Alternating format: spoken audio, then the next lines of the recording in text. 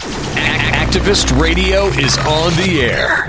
You have tuned into the Mark Harrington Show, sponsored by Created Equal. Mark is training a new generation of leaders to take on the culture of death and win. You don't like abortion, don't have one. The only thing that can be said to be objective truth is that there is no objective truth. It does come out in one piece. It comes out in one piece. I would argue that we certainly are not all created equal. And now, here's Mark. What if abortionists use guns? That's the question I want to ask you today. What if abortionists use guns to abort babies in the womb? Would we care more if they use guns? You're listening to Mark Harrington here, your radio activist on the Mark Harrington Show. And folks, if you want to find out more about our program, go to markharrington.org. I'm also the president of Created Equal, the pro-life organization based here in the Midwest. And so, we've been watching this whole thing unfold out of El Paso and Dayton, Ohio. This mass shooting once again, and the typical reactions from our political leaders and the media and so forth, basically blaming everybody but the person who perpetrated the crime. The leftist media wants to blame Trump. They want to blame, and then the conservatives want to blame video games and the culture and so on and so forth. But very few people are blaming the guy who did it, So I'm not going to go into this whole debate over gun control. That's not what we're going to do here on the Mark Harrington Show today. We listened to this ad nauseum over the decades, and it seems like nothing changes, right? These things are going to continue to go on in a country that solves its problems using violence. That's just the bottom line. Because violence begets violence. And when a nation condones the mass slaughter of innocent preborn babies, we shouldn't be shocked that the violence will spill over into the streets. Because Americans now, for over 45 years, almost 50 years, have been solving their problems when it comes to a problem pregnancy or crisis pregnancy or unwanted pregnancy by killing babies. So we understand that if we turn to violence to solve these problems here, we'll often turn to violence over here to solve other problems. So, if there is a cause, the cause is that we have forgotten God, that we've abandoned his principles. We don't believe in him like we used to. We've forfeited virtue and all of that. And that has everything to do with the shootings. But so I'm not going to go into this today. People are blaming everybody but the actual perpetrator. We're not talking even about the victims. It's all a political charade to me. What I want to do today is talk about graphic images or images of violence, images of abortion violence, and how those can be effective in the public square and changing hearts and minds. There's overwhelming anecdotal evidence now and historical precedent for the use of victim imagery and video to change public opinion. It's almost undisputable now that these types of images have a very large place in our public debate on social injustice, especially when it comes to abortion. I think years ago, there used to be a pretty vigorous debate over whether we should be using the victim photos of abortion in our public displays and protests and outreach and stuff. Well, that's kind of died off. And the reason for that is that it's just no longer really debatable, I think. But still, even at this point, now 46 years into this Holocaust, few people in our movement are willing to use them. And I'm going to talk about that a little bit. But what I want to do first is, and the reason why this came to my attention this week is because popular radio host and pro-life celebrity Ben Shapiro, who has a daily podcast, talked about the use of graphic abortion video and static images, and he came out in support of them, and which is, I think that's the right position to take. But it's interesting that Ben Shapiro has done this. He's a pro-life activist, so to speak, but much of the pro-life movement won't take the same stand. So what I want to do here, I'm going to play this clip. This is Ben Shapiro on his podcast, where he explains the process he went through in advocating, or at least believing, that a use of abortion victim imagery in the public square is an effective way of changing people's hearts and minds. So go ahead and play that clip.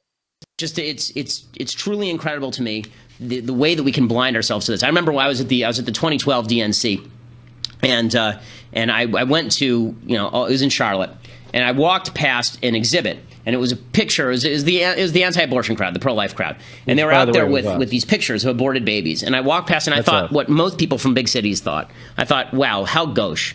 How gauche. I mean, those are ugly pictures. Should I really have to look at that in the public square? That's really ugly.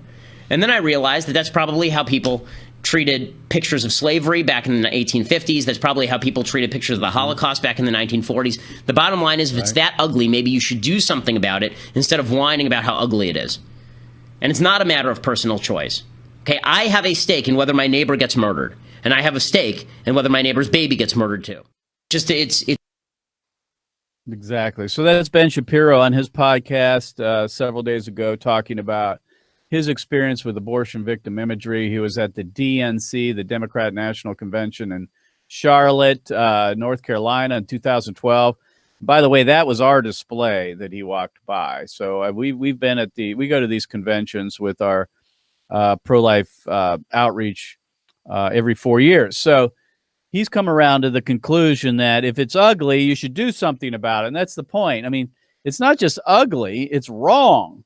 This isn't like, heart surgery or something that might make us feel queasy inside. That's true. The sight of blood often makes us feel kind of woozy and so forth.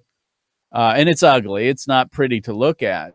But that's really not the point. Heart surgery doesn't make me feel guilty. It doesn't shame me. It doesn't make me feel bad or compel me to stop heart surgeries from happening. But images of injustice, people being killed, whether by abortion or other things, make us feel responsible if we're complicit or complacent in the act. And so it's not just really about it being ugly. There are a lot of ugly things that make us feel bad or uneasy. It's really to make us feel guilty, and they should. So, the fact is, abortion is an act of violence. It kills a baby, and that Americans should be exposed to that visual evidence. Why? Because it's the public policy of the land. And as long as it's the public policy of the land, it ought to be shown publicly. And so what I want to do here, I'm going to very quickly go through a series of, proofs, if you will, historically, for the use of victim imagery in changing public opinion, just to kind of strengthen the case for the use of abortion victim photography and video in the public square. So I'm going to go through these fairly quickly. This is really indisputable that historically social reformers have used dramatic images to make their case. The first one is in regards to child labor. Lewis Hine in 1906 was hired by the National Child Labor Committee, which sponsored a video or a photo exhibit called The Breaker Boys. And it shows young boys in the coal mines separating shale from coal. And in that, obviously, it was very unhealthy, and a lot of them got sick and some died. So Lewis Hine traveled the country with this display, and it had a lot to do with changing the laws on child labor. Additionally, when we look at the issue of animal rights, we see animal rights activists using photos of animals being mistreated. PETA, we know the People for the Ethical Treatment of Animals commonly do this. They have an exhibit they take around the country on college campuses that show that sometimes that animals are mistreated. So even the animal rights activists, as loony as some of them are, understand the use of graphic images to make their point is effective.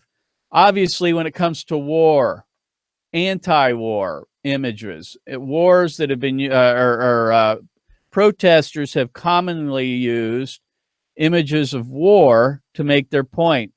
And of course, we go back to the Vietnam War generally, and we remember the uprisings in America, the protests, some of them violent actually, in protest of the Vietnam War. In 1968, this photograph was taken in Saigon after a North Vietnamese forces started the Tet Offensive. The Tet Offensive was the turning point in that war. And there's a picture of this man with a handgun who was South Vietnamese. He was on our side, pointed at the head of a helpless prisoner. And this was one of many images that came out of that war that changed public opinion on the Vietnam War. When we think about the Holocaust, and Ben Shapiro mentioned this, images of the Holocaust that came out afterwards, unfortunately, it was too late to change opinion on that. But these photographs were taken by the U.S. Army. In fact, Dwight Eisenhower commissioned the Army to take photographs of dead Jews, and he arranged them like cordwood for photographers in order to make the case that it should never happen again. He didn't want people to forget what happened. So what he did is he actually commissioned photographers to go into death camps like Auschwitz and Buchenwald after the liberation of the camps, and he paraded the citizens by those death camps and made them look at the Jews that were killed. And so there's a lot of famous images of those as well. When we think about the war on terror and 9/11, if it weren't that we saw the planes flying into the towers over and over and over again on television, I submit to you, we would not gone into Afghanistan. We probably would not have gone into Iraq and fought the war on terror. This galvanized public opinion because we saw the planes go into the towers. We saw people jumping out of those towers, horrifically landing on the ground. I mean, it was an awful day, but Americans needed to see what happened. And then when it comes to the civil rights movement, the story of Emmett Till, if you haven't heard the story of Emmett Till, really a turning point in the civil rights movement. And this was just a story of a young boy. He was 15 years old in the summer of 1955.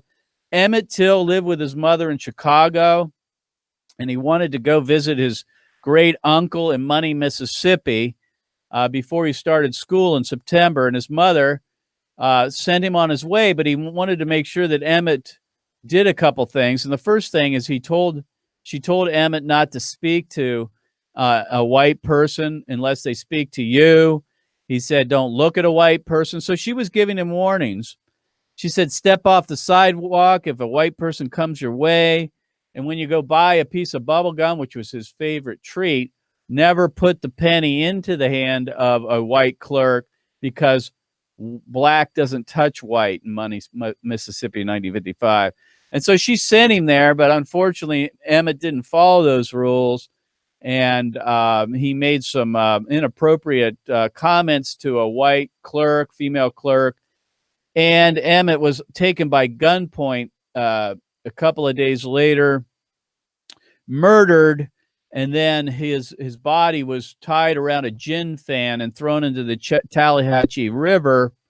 And when his body was retrieved, it was obviously gruesome. And what the coroner wanted to do was seal the casket. They wanted to seal the casket in Money, Mississippi. Why? Obviously, they didn't want the American people to see how African-American boys were treated in the South. So they tried to nail the thing shut, and Mamie Till, Emmett's mother, refused to do that and said that she wanted to have an open casket funeral. She shipped the body and the casket to Chicago, where she had an open casket funeral for her son. And a lot of the media asked her, why would she do that? I mean, it's just awful. If my son were killed in this way, I would have a very hard time wanting to have an open casket funeral for him because his body was so mutilated. But she chose to do it anyway because she believed that the American people needed to see racial injustice up front. And she fought with the media a little bit on that and explained how important it was that the casket be opened to racial injustice. This image of Emmett Till in the casket changed America for good, and it really kind of made a consensus against racial injustice. 50,000 people walked by this casket, the open casket funeral for Emmett Till, and it was also put in several publications, including Jet magazine. So this image made its way throughout the media, and Americans for really the first time saw how African Americans were treated in the South. So these are just a few examples of how social reformers have used horrific imagery to make their case, whether they were anti-war reformers, whether they were child labor reformers, and so forth, using these also for educating on the Holocaust, drug abuse as well. I didn't mention that one, but lots of they're using pictures of people that have taken methamphetamines. We also see pictures now appearing on cigarette packs of diseased lungs and so forth. Once again, almost everybody outside of the pro-life movement uses or has used graphic imagery, victim imagery, to make their case, to change public opinion. But for some reason, we are hesitant to do that. And I'll submit to you there's a couple reasons for that. First of all, it's not because they don't work. I think we all know they do. Intuitively, we know they do. Anecdotally, we know they do, with all the testimonies we've had, all the saved lives, the changed hearts and minds. And then, of course, historically, we know they do. The main reason I think people don't use them is because it costs them something to show them. I think we're under the impression commonly that we need to be liked in order to be effective. And that should be, it doesn't work that way. Social reformers that are liked are rarely effective. And so we know that throughout history. Many of them, it cost their lives, like Dr. Martin Luther King Jr. He wasn't liked until it was all over, right? Until he had the reforms that he asked for. So social reformers are never going to be liked, and like reformers are rarely effective. And so we got to get by or past this notion that we need to be liked or cool or popular to be effective. In fact, I think there's almost an inverse relationship between those two. The more disliked you are, the more effective you are. I know you're not going to get the platforms. You're not going to get invited to the banquets. You're not going to get the speaking opportunities and the FaceTime on TV. You're not going to get on Fox News and all that kind of thing. But those are things that we ought to be willing to lay down or set aside for the greater goal of exposing this injustice. I chose that a long time ago. I realized if I went a different route and stopped showing abortion victim imagery in public squares and colleges and high schools and overpasses and all the other places we do it, that I could get audiences easily. But once I started showing them, I realized that I wasn't going to. And that was something I was willing to do in order to be more effective, because it's about changing hearts and minds on abortion and not being popular, because the two don't go together. If you're going to be anti-abortion and you're going to be strongly anti-abortion, you're not going to be liked by the popular culture. And you're also likely not going to be liked by your own movement. I mean, that's just the way it works. And so we had to ban this idea that being liked equals being effective. You're going to speak to the choir. You might have a very strong presence on social media and so forth, but it's unlikely that you're going to be impacting the culture very well. So that's really the main reason, in my opinion, why people don't use these things. They want to be popular or cool or liked in rather than being effective. I mean, bottom line is we understand that it does offend people, right? I mean, these photos are going to offend. They're going to offend because people kill babies, and those who kill babies are complicit in it. And when they're exposed to what they've done, they often are upset about it, and they may not like you. That's just how it works, right? No one's offended by a picture of a Jew who's been killed in the Holocaust, because that was long ago and far away. That's been 50, 60 years ago. No one's offended by that anymore because nobody's out trying to execute Jews. But we live in a culture where babies are being executed in mass numbers, and people are responsible for that. So if you expose their sin or their complicity in this, they're obviously not going to be happy. So we hear the objections that people are going to turn away if we use abortion victim photography. And, I would rather them hate me and hate abortion. That's a trade-off I'm good with, folks. And I hope you are too. One of the other objections we often hear is that children will see the images. Well, I mean, obviously, if you're going to take these into the public square on a sidewalk somewhere in front of an abortion clinic or even on a college campus, children might come by and might be exposed to these photos. Well, let me be clear. We don't target children with these photos. It's not like we're taking them to a daycare in elementary school, but we do realize if we're going to put them in public that children are going to see them. We do realize that. But that is a trade-off we are willing to take. I mean, unfortunately, because abortion's legal and abortion is, claiming the lives of 2,600 preborn Americans every day, it's happening, and we can ignore it, and we can say, oh, because we don't want children to see it, we're going to hide it, we're going to cover it up, but that just perpetuates the killing. See, we're more pro-life than we are pro-feelings.